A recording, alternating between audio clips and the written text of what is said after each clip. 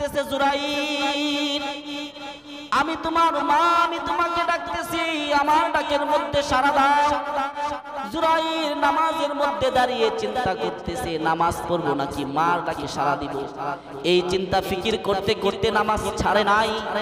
মা এদিক থেকে ডাকতে ডাকতে বিরক্ত হয়ে চলে গেল। কিছুদিন পর মা আবার জুরাইরের খানকার সামনে আসলো। এসে দেখতেছে জুরাইর আবার নামাজ পড়তেছে। ডাক দিয়ে বলতেছে, জুরাইর আমার দিকে তাকাও, আমি তোমার মা, আমি তোমাকে ডাকতেছি। বারবার ডাকার পরেও জুরাইর কোনো কথা শুনে না। জুরাইরকে বারবার ডাকতেছে, জুরাইর শুনে না, নামাজের মধ্যে ধ্যানরত অবস্থায় আছে। মা দূর থেকে বদ্দুয়া দিয়ে বলতেছে, জুরাইর মার চেহারা দেখলি না, মার দিকে তাকাইলি না, আল্লাহ যেন তোকে বেশ্যার চেহারা দেখিয়ে তারপরে মৃত্যু দান করে। জুরাইর ইবাদত করতেছে, ইবাদত করতেছে করতেছে একদিন হঠাৎ করে ওই গ্রামের একজন মহিলা তার পেটের মধ্যে অবাধ্য সন্তান, অবৈধ সন্তান ধারণ করছে, জিনার সন্তান ধারণ করছে। মানুষ সকল গিয়ে জিজ্ঞাসা করতেছে, এই মেয়ে, তোমার পেটের মধ্যে যেই সন্তান তুমি ধারণ করেছ তার পিতৃ পরিচয় কি, তার পিতার পরিচয় কি? মেয়েটা কোনো হুঁশ না পেয়ে বলতে শুরু করলো, এই সন্তানের পিতার পরিচয় হইল জুরাইর। জুরাইর আমার সাথে জিনা করেছে, আকাম করেছে, তার সন্তান আমি পেটের মধ্যে বহন করতেছি। হযরতে জুরাইর জিনা করে নাই, তারপরেও বেশ্যা মহিলা তার উপর জিনার অপবাদ দিয়েছে। মানুষ সকল রাগান্বিত হয়ে গেল। রাগান্বিত হয়ে জুরাইরের খানকার মধ্যে আক্রমণ করে। আসসালামু আলাইকুম ওয়া রাহমাতুল্লাহি ওয়া বারাকাতুহু।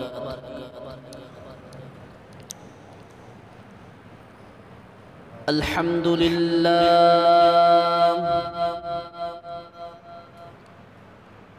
আলহামদুলিল্লাহি নাহমাদুহু ওয়া নাস্তাঈনুহু ওয়া নাস্তাগফিরুহু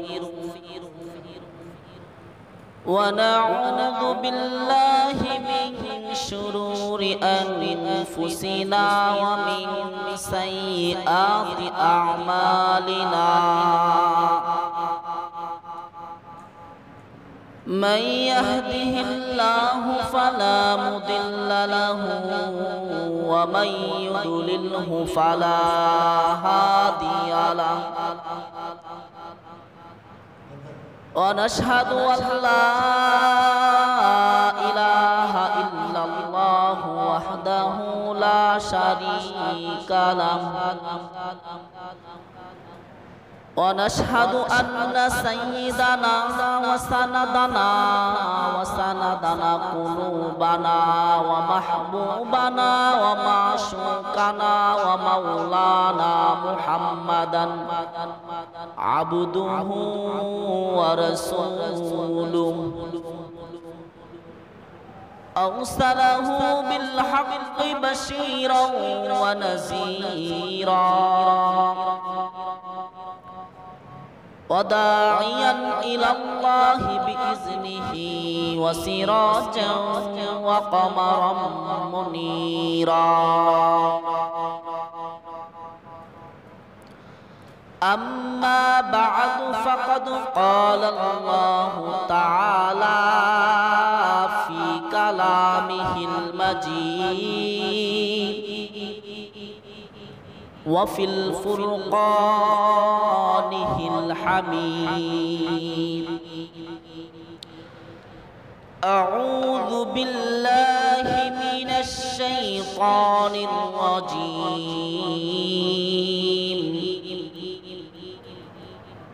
بسم الله الرحمن الرحيم. ووصينا الإنسان بوالديه حسنا أي إحسانا.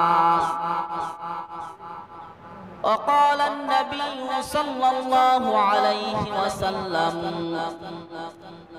رضا الرب رضا الوالدين أو كما قال عليه الصلاة والسلام. بارك الله لنا ولكم في القرآن العظيم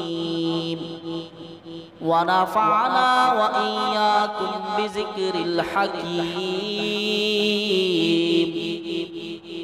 الحمد لله رب العالمين. سبحانك لا علم لنا إلا ما علمتنا إنك أنت العليم الحكيم. اللهم صل على محمد وعلى آل محمد كما صليت على إبراهيم وعلى آل إبراهيم إنك حميد مجيد. اللهم بارك على محمد وعلى آل محمد كما باركت على إبراهيم وعلى آل إبراهيم إنك حميد مجيد. بلغ العلا بكماله كشف الدجى بجماله حسنت جميع خصاله صلوا عليه وآله.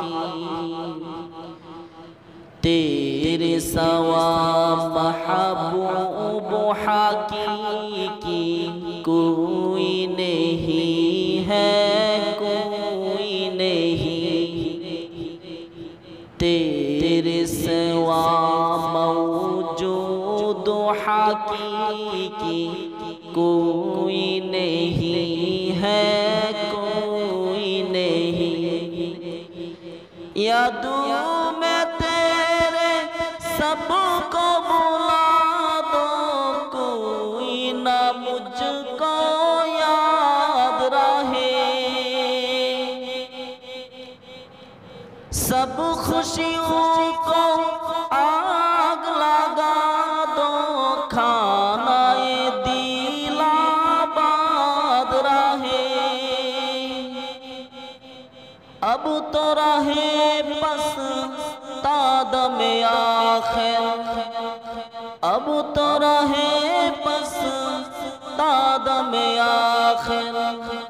विरना ज़बा आई मेरे इलाहा, ला इलाहा इल्लल्लाह, ला इलाहा इल्लल्लाह, ला इलाहा इल्लल्लाह, ला इलाहा इल्लल्लाह, ला इलाहा इल्लल्लाह, ला इलाहा इल्लल्लाह. আলহামদুলিল্লাহ, মহান রব্বুল আলামিনের দরবারে লাখো কোটি শুকর ও সুজুদ।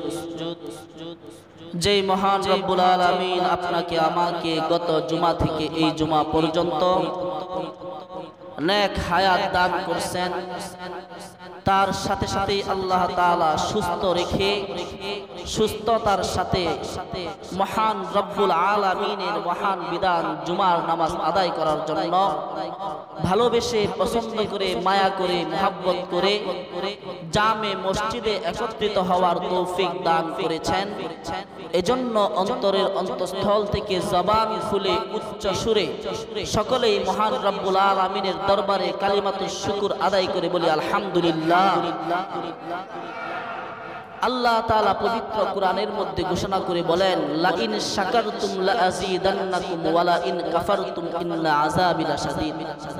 বান্দা, আমি তোমাকে নিয়ামত দান করেছি, এই নিয়ামত পেয়ে যখন তুমি আমার শুকরিয়া আদায় করবা, আমি আল্লাহ তাআলা ওই নিয়ামতকে আরো বাড়াইয়া দেই। সুবহানাল্লাহ।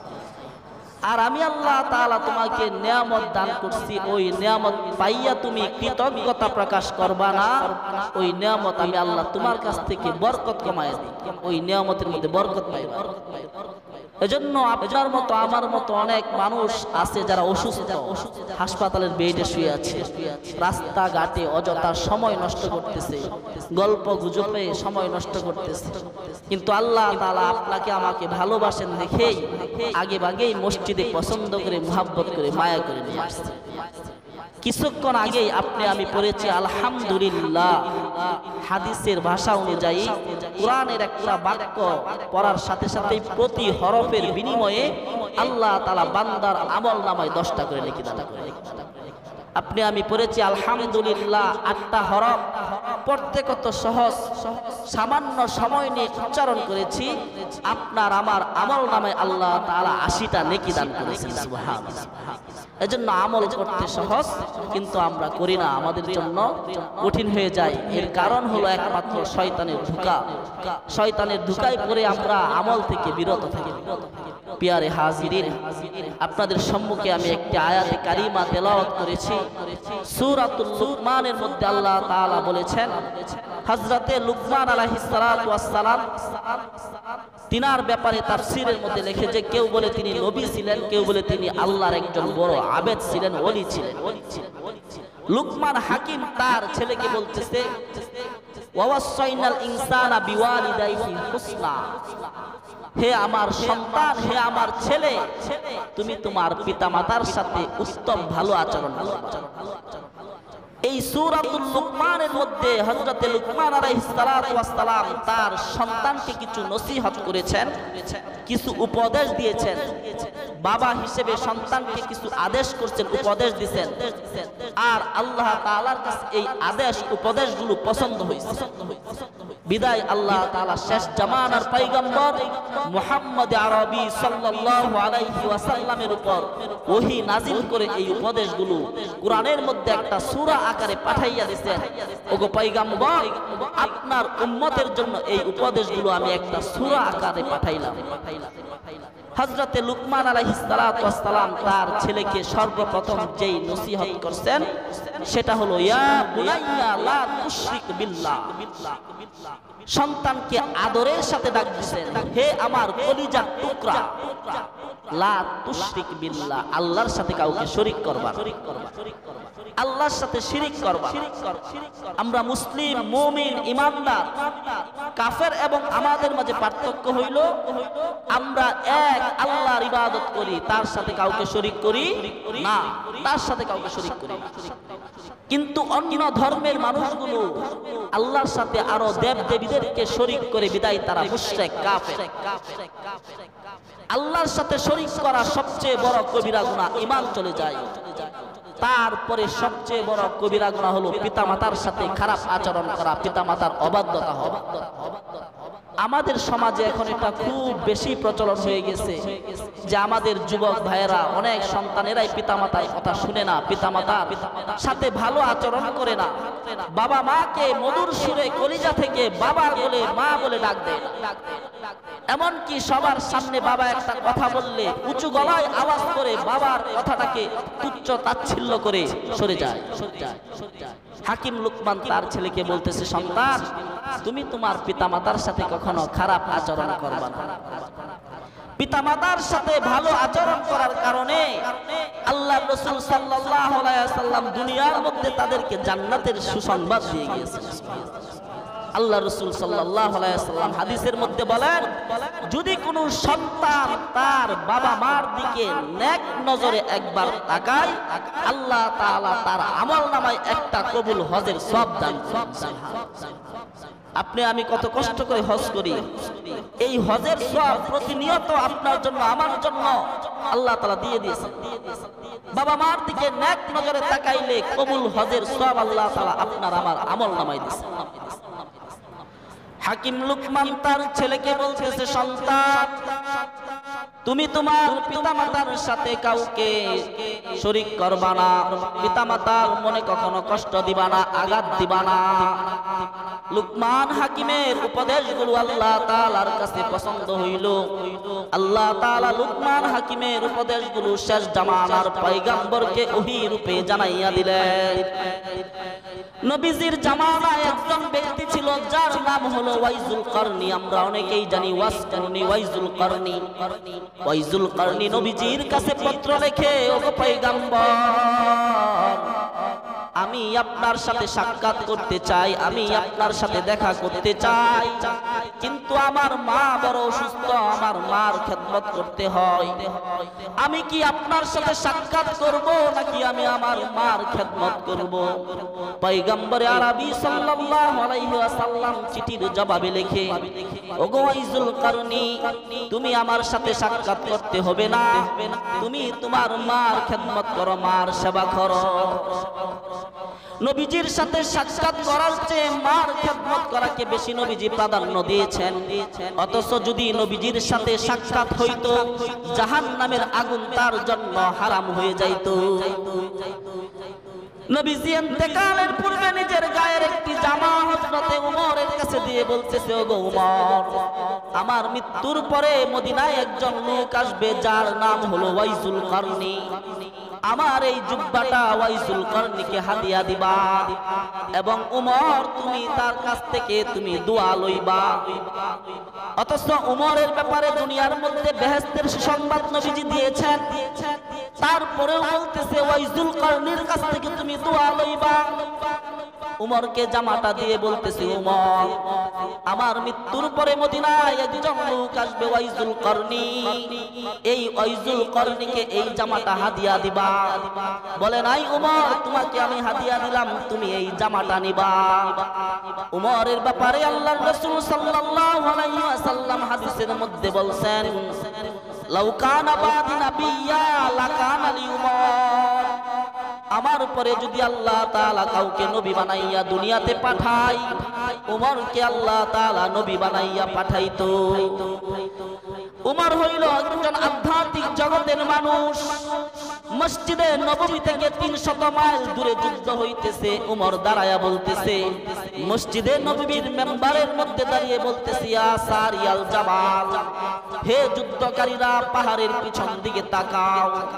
পাহাড়ের পিছন দিক দিয়ে শত্রুরা আসতেছে।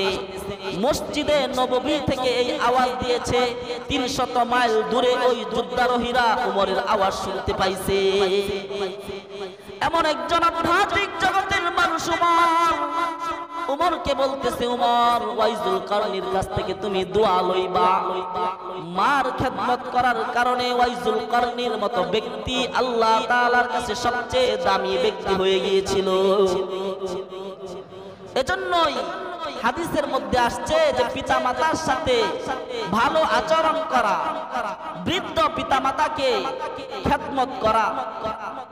আল্লাহ রাসূল সাল্লাল্লাহু আলাইহি ওয়াসাল্লাম হাদিসের মধ্যে বলেন যে তুমি তোমার পিতামাতার সেবা করে খেদমত করে তুমি তোমার জান্নাতের দরজাগুলো খোলা রাখতে পারো, আবার পিতামাতার সাথে খারাপ আচরণ করে তোমার জাহান্নামের দরজা খোলা রাখতে পারো। এজন্য লুকমান হাকিম তার সন্তানকে বলতেছে, সন্তান, তোমার জীবনের পণ হবে, তোমার জীবনের প্রতিজ্ঞা হবে, মা বাবার সেবা না, খারাপ মা বাবাকে কষ্ট দিলে আল্লাহ নারাজ হয়। শিরিকের পরে সবচেয়ে কঠিন গুনাহ হলো পিতামাতার অবাধ্য, পিতামাতার সাথে খারাপ আচরণ। আজকে আমাদের সমাজে দেখা যায় যুবক ভাইয়েরা নেতার কথা শুনতে প্রস্তুত, কিন্তু মার কথা শুনতে, বাবার কথা শুনতে প্রস্তুত না, মানতে প্রস্তুত। নেত্রীর কথা শুনতে প্রস্তুত, মা বাবার কথা শুনতে প্রস্তুত না। মা বাবার কথা অনেক সময় আমরা মানি না, অবহেলা করি। বাবার কথার উপরে বড় আওয়াজ দিয়ে কথা বলতে কখনো আমাদের বিবেক, কখনো আমাদের জবান দ্বিধাবোধ খায় না। আরো কঠিন কঠিন কাজ আমরা করতে প্রস্তুত, কিন্তু মা বাবার সাথে সুন্দর আচরণ করতে প্রস্তুত না। মা বাবার দোয়া আল্লাহ তাআলার কাছে এতটাই কবুল হয়, হাদিসের মধ্যে আসছে মা বাবা সন্তানের জন্য হাত তুলতে দেরি, আল্লাহ তাআলার আরশ এবং মা বাবার হাতের মাঝখানে কোনো পর্দা থাকে না, সাথে সাথে দোয়া কবুল হয়ে যায়। এজন্য মা বাবার কাছ থেকে জীবিত থাকতে দোয়া নেওয়া। যাদের মা বাবা মারা গিয়েছে, মা বাবা যাদের সাথে চলতো, তাদের ভাই বেরাদার, তাদের বন্ধু বান্ধব, আত্মীয় স্বজনদের সাথে ভালো আচরণ করা, ভালো ব্যবহার করা। নবীজি হাদিসের মধ্যে এই কথা শিক্ষা দিয়েছেন। মুসা আলাইহিস সালাতু ওয়াস সালামের জামানায় একজন ব্যক্তি ছিল, তার নাম ছিল আলী। আল্লাহ তাআলা একবার মুসা আলাইহিস সালামকে জানান, ওগো পয়গম্বর মুসা, আপনার জামানায় একজন লোক আছে যার নাম হলো আলী। এই আলী আপনার সাথে জান্নাতে থাকবে। তো মুসা আলাইহিস সালাতু ওয়াস সালাম মনে মনে প্রশ্ন জাগলো যে আমি হইলাম আল্লাহর পয়গম্বর, আমার সাথে জান্নাতে থাকবে ওই ব্যক্তিটাকে, তাকে তো দেখার দরকার। আল্লাহ তাআলার কাছে বলতেছে, ওগো রব, ওই ব্যক্তিটাকে যে আমার সাথে জান্নাতে থাকবে। আল্লাহ তাআলা বলে দিলেন, ওই ব্যক্তি তোমার শহরের এক কোণায় বসবাস করে। মুসা আলাইহিস সালাতু ওয়াস সালাম ওই ব্যক্তির সাথে সাক্ষাতের জন্য রওনা হইলেন। 2-3 দিনের পথ অতিক্রম করে ওই ব্যক্তির বাড়ির কাছে গেলেন। গিয়ে দেখতেছে সে সামান্য একটা ছোট দোকানদারি করে। সালাম দিলেন, বলতেছে, ভাই আমি মুসাফির মানুষ, অনেক দূর থেকে এসেছি, আপনার কাছে কিছু আশ্রয় চাইতেছি। ওই ব্যক্তি আল্লাহ তাআলার আবেদ ছিল, দোয়া করতেছে যে মুসাফিরকে তো খেদমত করা, মুসাফিরকে ইজ্জত করা, মুসাফিরকে মেহমানদারি করানো, এই মেহমানদারির মাধ্যমে আল্লাহ তাআলা সন্তুষ্ট হয়, আল্লাহ খুশি হয়। আজকে আমার একটা সুযোগ হয়েছে একজন মুসাফিরের খেদমত করা। তো মুসা আলাইহিস সালাতু ওয়াস সালাম বলতেছে যে আমি আপনার বাড়িতে 2-3 দিন থাকবো, সফর অবস্থায় থাকবো। লোকটা আরো খুশি হয়ে গেল যে একজন মুসাফির আমার বাড়িতে থাকবে। মনে মনে বলতেছে, তা আমি তো এটাই চাই, তুমি আমার বাড়িতে থাকো, আমি তোমার খেদমত করব। মুসা আলাইহিস সালাতু ওয়াস সালাম ওই ব্যক্তির সাথে তার বাড়িতে গেলেন। বাড়িতে যাওয়ার পরে দেখতেছে ওই ব্যক্তি ঘরের দরজায় টোকা দিয়ে বিবিকে ডাকতেছে। বিবিকে জিজ্ঞাসা করতেছে যে আমার মা কোথায়, আমার মার কি অবস্থা। বলতেছে আপনার মা তার কামরার মধ্যে অবস্থান করতেছে। লোকটা মার কামরার মধ্যে গিয়ে দেখতেছে বৃদ্ধ মা বিছানায় শুয়ে রয়েছে, পেশাব পায়খানা দিয়ে বিছানা অপবিত্র করে রাখছে। লোকটা মাকে উঠাইয়া গোসল করাইয়া সুন্দর কাপড় পরিধান করাইলো, এই নোংরা পেশাব পায়খানাগুলো পরিষ্কার পরিচ্ছন্ন করলো। তারপর ছোট বাচ্চাকে যেভাবে খাওয়ায়, হাতের লুকমা বানাইয়া বানাইয়া মাকে এভাবে খাবার খাওয়ায়। খাবার খাওয়ানোর পর মা বলতেছে, বাবা আমার এই চেহারাটাকে একটু কিবলার দিকে ঘুরাইয়া দাও, আমি নামাজ পড়ব। মার চেহারাটাকে কিবলার দিকে ঘুরাইয়া দিলেন। মা কিবলামুখী হয়ে 2 রাকাত নামাজ আদায় করলেন। নামাজ আদায় করে হাত দুটো আল্লাহর কাছে উঠিয়ে বলতেছেন, আল্লাহ আমার এই সন্তান আমার জন্য কষ্ট করতেছে, আয় আল্লাহ আমার এই সন্তানকে দুনিয়ার মধ্যে কখনো অভাব অনটন দিও না, তার কামাই রুজির মধ্যে বরকত দান করিও, তার কামাই রুজির মধ্যে বরকত দান করিও, কারো কাছে হাত পাতাইও না। আরেকটা দোয়া করতেছে, আয় আল্লাহ আমার এই সন্তানকে এই জামানার পয়গম্বর মুসা আলাইহিস সালাতু ওয়াস সালামের সাথে বেহেশতে রাখো। মার এই দোয়া শুনে সন্তান দূর থেকে এসে বলতেছে, ওগো মুসাফির। মুসা আলাইহিস সালাতু ওয়াস সালাম নিজের পরিচয় দেয় নাই, যার কারণে ওই ব্যক্তি চিনতেছে না। বলতেছে, ভাই মুসাফির, আমার মা এই দুটা দোয়া সব সময় আমার জন্য করে। একটা হলো আমার কামাই রুজির মধ্যে যেন আল্লাহ তাআলা বরকত দান করে, অভাব অনটন না হয়, কারো কাছে যেন হাত পাততে না হয়। আমার একটা ছোট ব্যবসা, এটার মধ্যে আল্লাহ তাআলা এত বরকত দান করছেন যে আমি আমার ফ্যামিলির সকলেই চলে, সকলেই সুন্দরভাবে চলে, মেহমানদারি করিও, তারপরেও আমার টাকা পয়সা বরকত থাকে। আল্লাহ তাআলা আমার মার এই দোয়া কবুল করছেন। আরেকটা দোয়া আমার মা করছেন, সেটা হলো যে আমি যেন পয়গম্বর মুসা আলাইহিস সালাতু ওয়াস সালামের সাথে বেহেশতে থাকতে পারি। জানি না ওই দোয়াটা আমার কবুল হবে কিনা। মুসা আলাইহিস সালাতু ওয়াস সালাম তখন নিজের পরিচয় দিয়ে বলতেছেন, ওগো আলী, আমি হইলাম সেই পয়গম্বর মুসা, আর আল্লাহ তাআলা ওহীর মাধ্যমে আমাকে জানায়া দিবেন তুমি তোমার মার খেদমত করার কারণে কিয়ামতের পরে আল্লাহ তাআলা তোমাকে এবং আমাকে একসাথে বেহেশতে রাখবে। মা সন্তুষ্ট হওয়ার কারণে পয়গম্বরের সাথে সে বেহেশতে থাকবে। এজন্যই তো নবীজি হাদিসে বলছেন, রেজাল রব্বি রেজাল ওয়ালিদাইন। যদি আল্লাহ তাআলা সন্তুষ্টি চাও, যদি আল্লাহ তাআলার রাজি খুশি করতে চাও, পিতামাতাকে রাজি খুশি করো। পিতামাতার সন্তুষ্ট ছাড়া কখনো আল্লাহ তাআলাকে রাজি খুশি করানো সম্ভব নয়। যেই সন্তানের প্রতি মা বাবা রাগান্বিত হয় আল্লাহ তার প্রতি কখনোই সন্তুষ্ট হয় না। মা বাবা যদি রাগান্বিত হয়ে বদদোয়া দেয় অবশ্যই সেই বদদোয়া দুনিয়ার মধ্যে তার ভোগ করতে হবে। মুসা আলাইহিস সালামের জামানায় একজন ব্যক্তি ছিল যার নাম ছিল জুরাইর। এই জুরাইর ছিল একজন আল্লাহর ওলি, একজন আবেদ। কতটুকু বড় আবেদ ছিল এই জুরাইর, এতটাই আল্লাহর ওলি ছিল যে সে দোয়া করার সাথে সাথে আল্লাহ তাআলা কবুল করতেন। মুজিবুদ দুআ, আল্লাহর কাছে যা চাইতেন তাই দোয়া করতেন। হযরতে জুরাইর আলাইহিস সালাম একদিন তিনার খানকার মধ্যে নামাজের জন্য দাঁড়াইলো, নামাজ পড়ার জন্য দাঁড়াইছে। এমন সময় পিছন দিক থেকে মা এসে ডাকতেছে, জুরাইর আমি তোমার মা, আমি তোমাকে ডাকতেছি, আমার ডাকের মধ্যে সাড়া দাও। জুরাইর নামাজের মধ্যে দাঁড়িয়ে চিন্তা করতেছে নামাজ পড়বো নাকি মার ডাকে সাড়া দিব। এই চিন্তা ফিকির করতে করতে নামাজ ছাড়ে নাই। মা এদিক থেকে ডাকতে ডাকতে বিরক্ত হয়ে চলে গেল। কিছুদিন পর মা আবার জুরাইরের খানকার সামনে আসলো। এসে দেখতেছে জুরাইর আবার নামাজ পড়তেছে। ডাক দিয়ে বলতেছে, জুরাইর আমার দিকে তাকাও, আমি তোমার মা, আমি তোমাকে ডাকতেছি। বারবার ডাকার পরেও জুরাইর কোনো কথা শুনে না। জুরাইরকে বারবার ডাকতেছে, জুরাইর শুনে না, নামাজের মধ্যে ধ্যানরত অবস্থায় আছে। মা দূর থেকে বদদোয়া দিয়ে বলতেছে, জুরাইর মার চেহারা দেখলি না, মার দিকে তাকাইলি না, আল্লাহ যেন তোকে বেশ্যার চেহারা দেখিয়ে তারপরে মৃত্যু দান করে। জুরাইর ইবাদত করতেছে, ইবাদত করতেছে। একদিন হঠাৎ করে ওই গ্রামের একজন মহিলা তার পেটের মধ্যে অবাধ্য সন্তান, অবৈধ সন্তান ধারণ করছে, জিনার সন্তান ধারণ করছে। মানুষ সকল গিয়ে জিজ্ঞাসা করতেছে, এই মেয়ে তোমার পেটের মধ্যে যে সন্তান তুমি ধারণ করেছো তার পিতৃ পরিচয় কি, তার পিতার পরিচয় কি? মেয়েটা কোনো হুঁশদুশ না পেয়ে বলতে শুরু করলো, এই সন্তানের পিতার পরিচয় হইল জুরাইর। জুরাইর আমার সাথে জিনা করেছে, আকাম করেছে, তার সন্তান আমি পেটের মধ্যে বহন করতেছি। হযরতে জুরাইর জিনা করে নাই, তারপরেও বেশ্যা মহিলা তার উপর জিনার অপবাদ দিয়েছে। মানুষ সকল রাগান্বিত হয়ে গেল। রাগান্বিত হয়ে জুরাইরের খানকার মধ্যে আক্রমণ করে ভাঙচুর করলো, তাকে আঘাত করলো, মারধর করলো। জুরাইরকে ডেকে লোক সম্মুখে নিয়ে আসলো।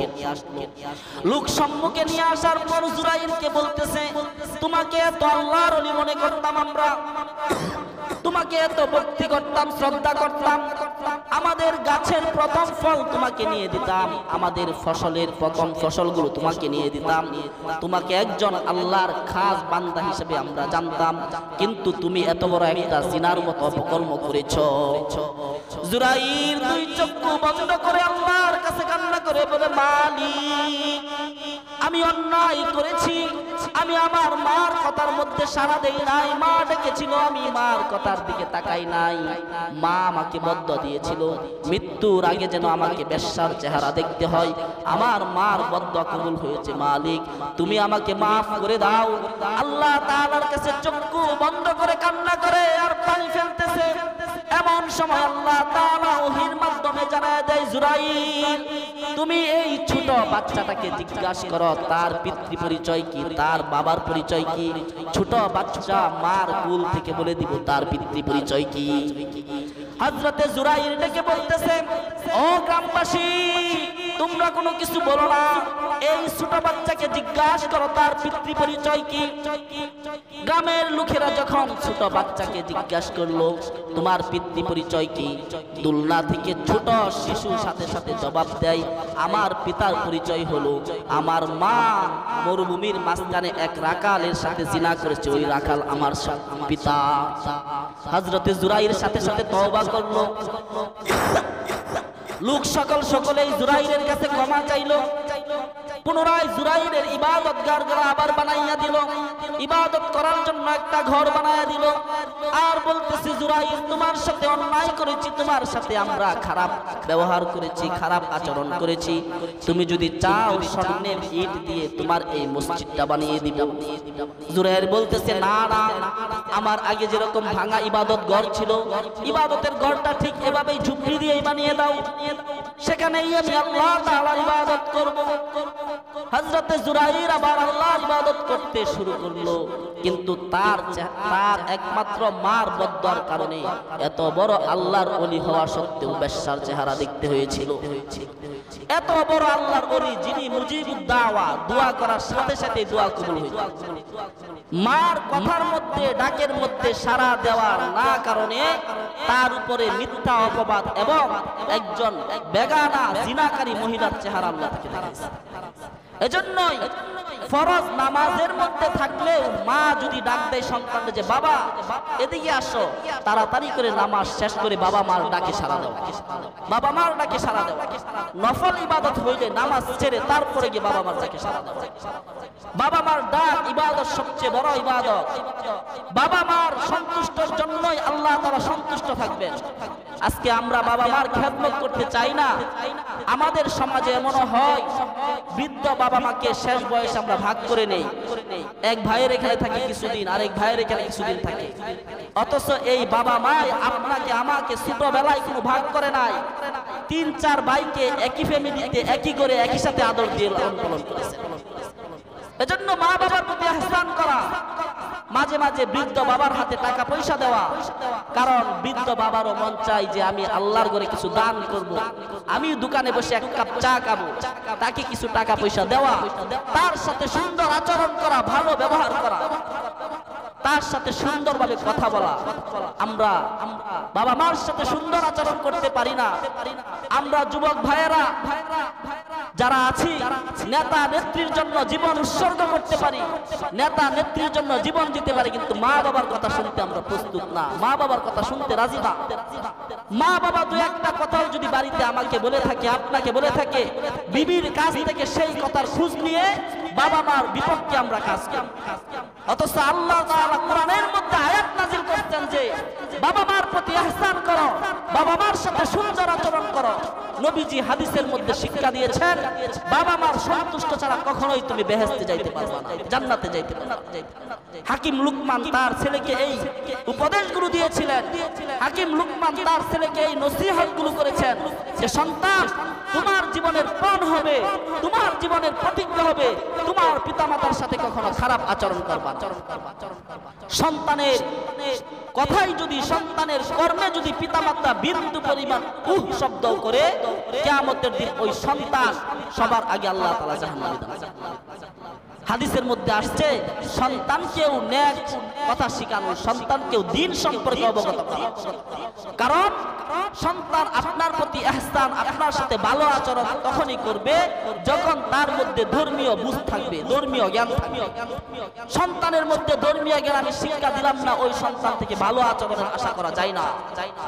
হাদিসের মধ্যে আছে, কিয়ামতের দিন সন্তানকে জিজ্ঞাসা করবে যে তোমাকে জাহান্নামে দিলাম। সন্তান বলবে, আল্লাহ আমাকে জাহান্নামে দেওয়ার আগে আমার পিতামাতাকে জাহান্নামের সামনে পাপুষ বানিয়ে দাও, তার বুকের উপর পাড়া দিয়ে তারপর আমি জাহান্নামে যাব।